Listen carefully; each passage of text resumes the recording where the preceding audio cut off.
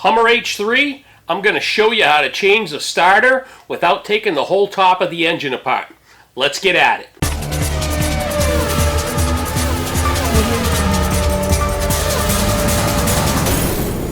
Okay, so I got this Hummer H3. This happens to be mine. It's my shop truck. Went out to the store and got stuck. First time, I've owned the truck since it was new.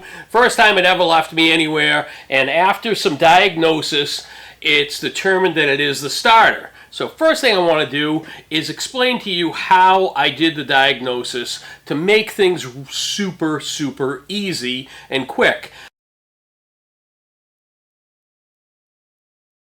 The first thing you want to do is see if your starter actually works before you take it out and do all that other stuff. I'm going to show you how. So this is the actual starter. It seems really tiny for such a big truck, but it's a gear reduction starter like they use in the old Chryslers. And basically, really, there's only two terminals on your starter. You've got the positive lead that comes down from the battery, which is this really large lug. We'll do a zoom in on that. And then there's a little small one over here. That's the signal wire for your solenoid. So what happens is, it always has power going to it, or it should. And then when you turn the key to the start position, this energizes, it flips the solenoid, and the car starts. Presumably anyways. Okay, so to figure out if your starter is functioning or not, what you got to do is you got to get access to these two wires and put some type of a jumper between them. You know, attach a couple of cables and a starter button is the safest way to the positive and the negative, and just hit it. You don't even need to have the key on. It's just going to tell you if your starter turns. If your starter doesn't turn at that point, make sure your connections are good, and chances are it is in fact a starter. That's what I ran into. So after I figured out that it was the starter, I did a little research myself, via YouTube no doubt. Figured, hey, maybe there's somebody out there that knows a real easy way to get at this, because this starter is in a heck of a location. I'll show you where that is in 1 second. And I'm like, wow, this is going to be a real pain in the backside to get out of here. Maybe somebody has a trick. Not so much. The videos that I looked at were showing to take the entire top of the engine off. So we're talking the air box, take the battery out, take the throttle body off, take the intake manifold off, take the alternator and belt off, all of that to take the starter out from up top. Whereas, to be honest with you, I looked through the wheelhouse. That's how I did the diagnosis for whether the starter was good or not, and I can see the starter sitting right there. It is kind of buried, but I figured with a little patience and some finagling, I could get it out of there and save myself all that other work.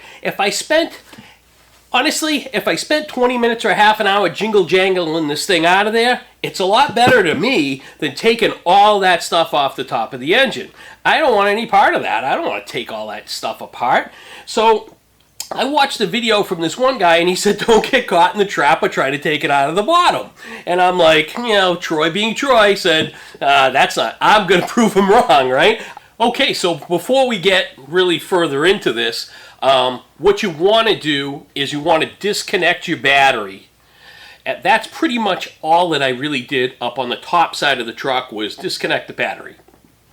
Then I'm working on a lift. You could probably do this on the ground, although obviously it will be harder. The first things you want to remove are the left front wheel and then the left front wheelhouse, and then that will give you access to seeing the starter. You can actually see it with the wheelhouse still in there. It's just a little bit obscured by a little shield, and at that point, that's when I did my diagnosis and started to figure out how I was going to get this thing out of here. So I'm going to show you what it looks like. Okay, so there's my wheelhouse. It's out on the floor right there. My tire is over here. My truck is right here like this. You can see I've got this wheelhouse out. I've got the wheel off. Now the thing of it is hopefully you can see this. This is the area where the starter goes. Now, I am going to, I'll put the starter back up in there so that you can see where it is, but I'm going to go over a few of the things right now that I took off. So I took off a lead that goes to the left front wheel sensor and got that out of the way. I just kind of tucked that down over here out of the way, took it off over here, it's just hanging there, okay? I obviously took the leads off of the starter itself right here, and then back over here on the block where my fingers are, there's a knock sensor and there's a ground wire that is the battery ground to the block. I took that off. So, and then this wiring harness that goes on the bottom of this heat shield right here, there's some looming, plastic clips that hold it. I moved that and I moved that out of the way. And I took this power steering line and I just kind of moved it out a little bit so that I could get some freedom of movement. And what you'll see is where the starter is here, I slid it back this way, and then I tilted it down with the nose cone up, and I got it down in between the frame and the engine. And then once it's down in there, it actually comes out the bottom over in this area. So it goes from here, it goes back, it tips, it goes down, and then you grab it on the bottom and you pull it out over here. So I'm going to get it ready and I'm going to put it in. I want to take this starter and have it in this position. I'm going to put it under the back over here, slide it through. When I get over there, I'm going to turn it like this and I'm going to slide it up and in like that. So let's see if I can actually do it.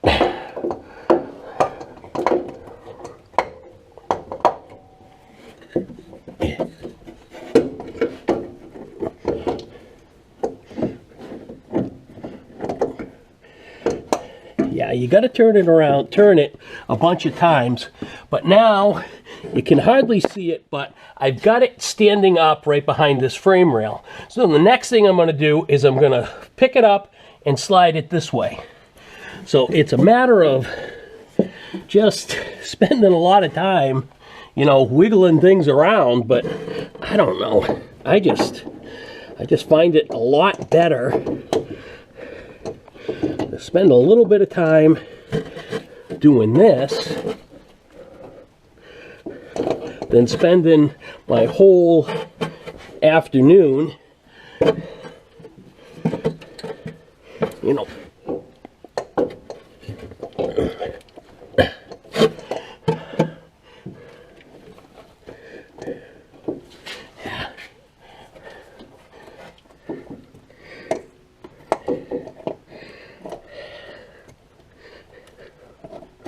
There it is. And here it goes. All right. Now,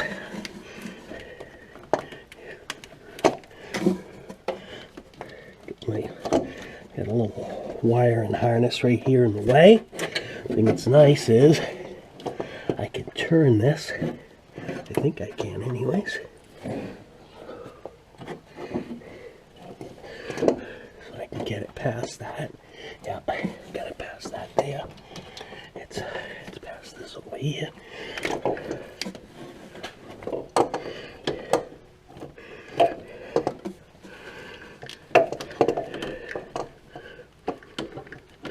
Okay, so there it is right there. Now it's in position. Now is a really good time to put your wires into position so that it's easier to have access to this. This is my little wire that's going to go on there, and then my hot wire is going to go on here. Once I get that done, I'm going to slide this forward.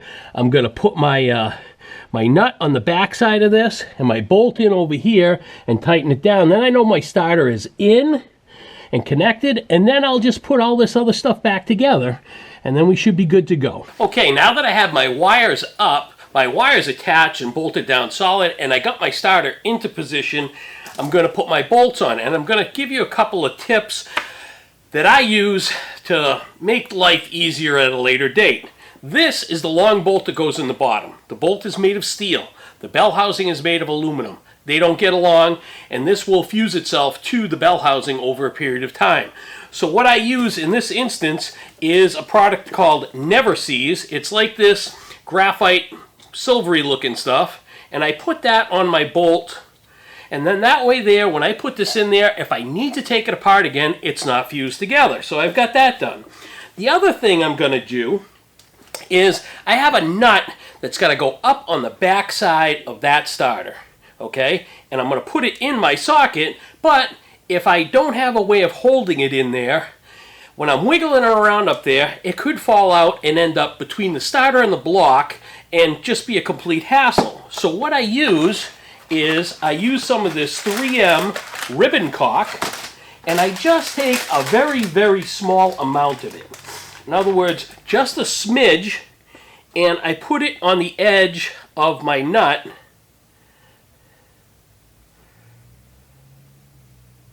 like so. So it's just on there like that. I take my nut and I put it in my socket. Now my nut stays on there, but once I get the thing on there, I'll be able to pull it off. So the trick of this is to have enough of this caulking on there to hold the nut, but not too much, because I need to use this long extension to screw this nut on. If it's on here, if I have too much of the caulking on here, what's going to happen is it's going to pull my socket off before my nut comes off, and then I'll have the socket in between. So that's just a couple of quick tips for you. Now we're going to bolt this in there and get it flushed up. Okay, so here we are. I put my hot wire back on. I got my signal wire on, and if you'll notice, I have this blue wire that I added to my signal wire. And you're going to say to yourself, Troy, why are you adding wires to your wiring harness? Because what I'm going to do is I'm going to run this up top by the battery to a push button switch that will later, at a later date, allow me to push that button and test this starter at any point in time without taking the wheel off and getting down into this area. My experience is replacement parts don't last as long as OEM parts, so this one lasted all these years. It could be a year or two, 3 maybe, whatever it may be, and I'll probably have a starter issue again because this is a reman starter. So I am kind of proactively making my life easier in the future by adding this in here. And I'll show you the rest of it afterwards. But I'm going to get back to the matter at hand, and we're going to get this starter into position. So I got my wires on, as I already told you. And now I'm just going to kind of finagle this sucker around. There's a stud on the back side, and the starter needs to go up on that stud, and that is happening hopefully right now.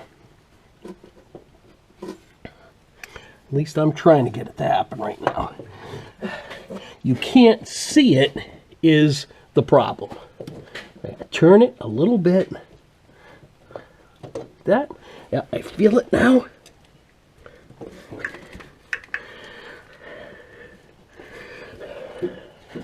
When I took this apart, I had to kind of finagle this to get it to release itself out. And that's basically what I'm kind of doing now. Getting that to work itself back on there. Granted, having that wire on there is probably fighting me a little bit, but I'd rather kind of fight with that, putting it back in here, rather than fighting trying to put the wire on, because the nuts are really small and stuff like that. So I gotta get it exactly where it wants to be, and it's got to go in there pretty much straight. As you can see, I'm kind of like kitty cornered. I'm kind of like cocked down like that. So I've got to kind of keep wiggling and turning until I can get this where I want it to be. And not going to be super easy, but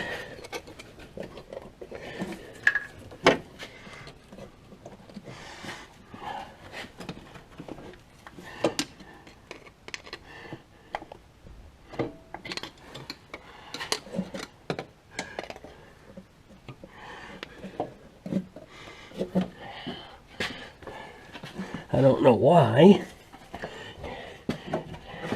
it's giving me a hard time going back in, but we'll get it.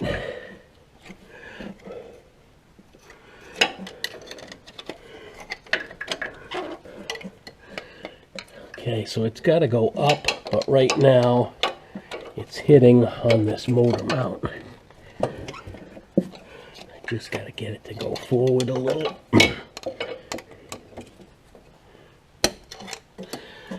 See where I am with my, yeah, okay, all right, there it is. Okay, so now I got it up where I want it. Now I want it to go forward.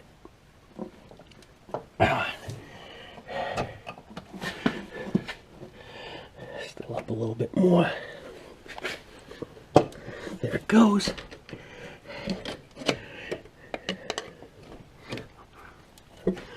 All right, we're getting there.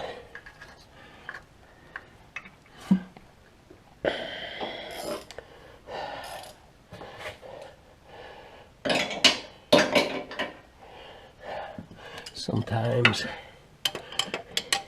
you gotta have a little ingenuity to do this stuff and save time.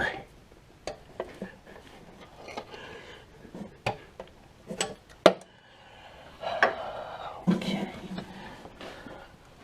Basically what I am is I'm in, but I'm just crooked. There we go. All right.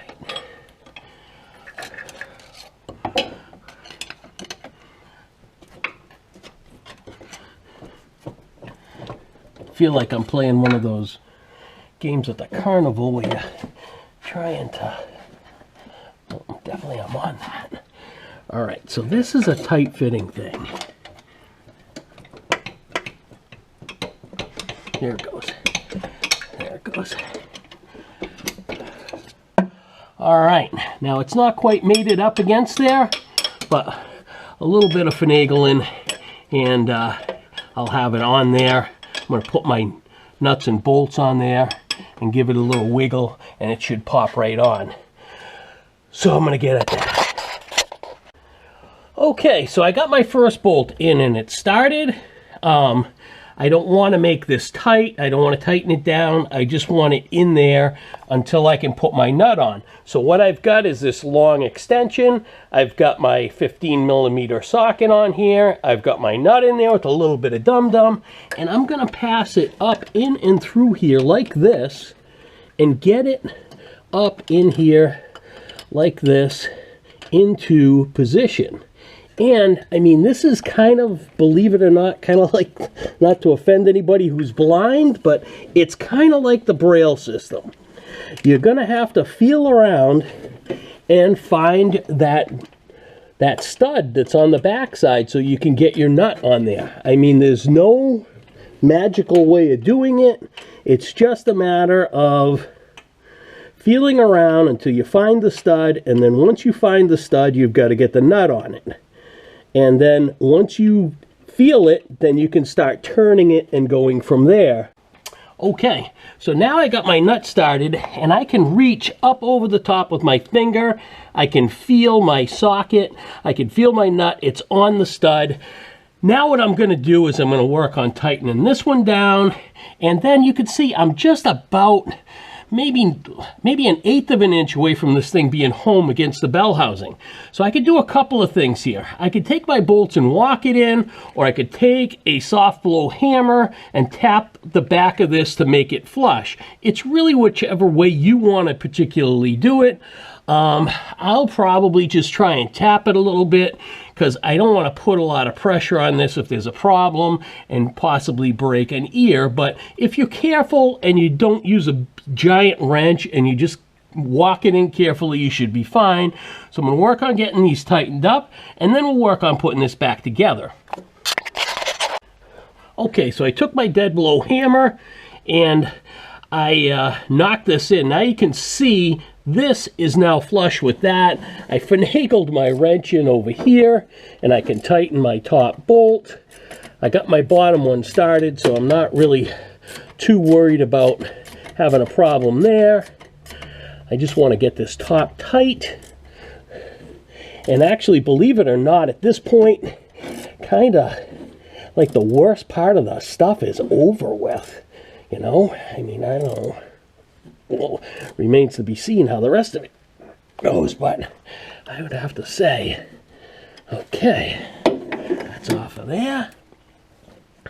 I'll reach up over the top. All right, so there's my starter in. I got both of my bolts tight.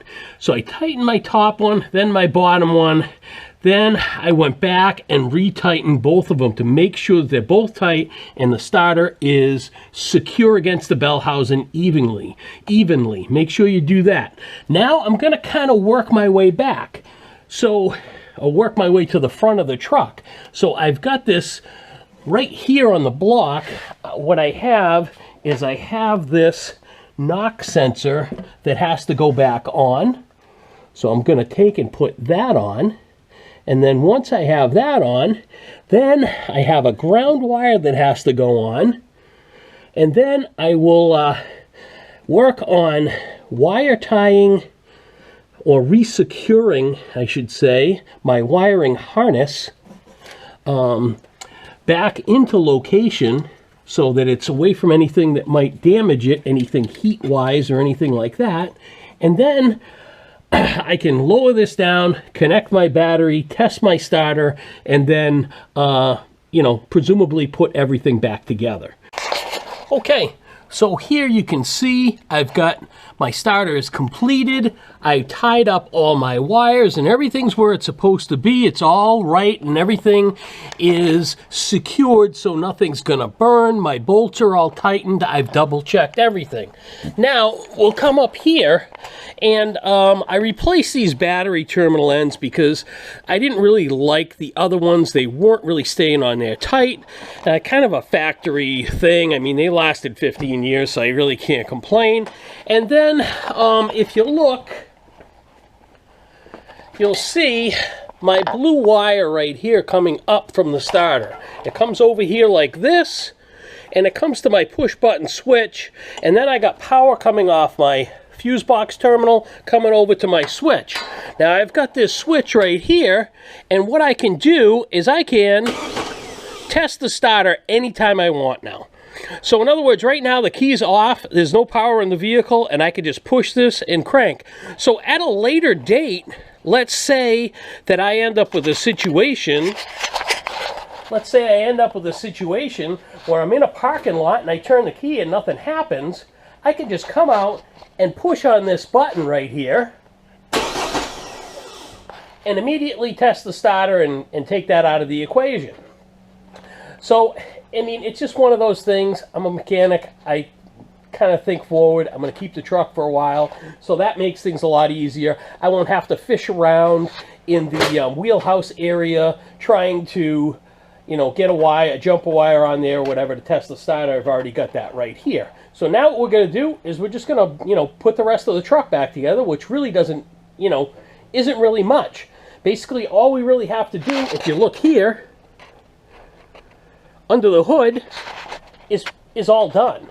So really, all I have right now is I got to put my splash shield back in and my tire back on, and my job is complete. So we're going to get at that, and I'll show you the job all done.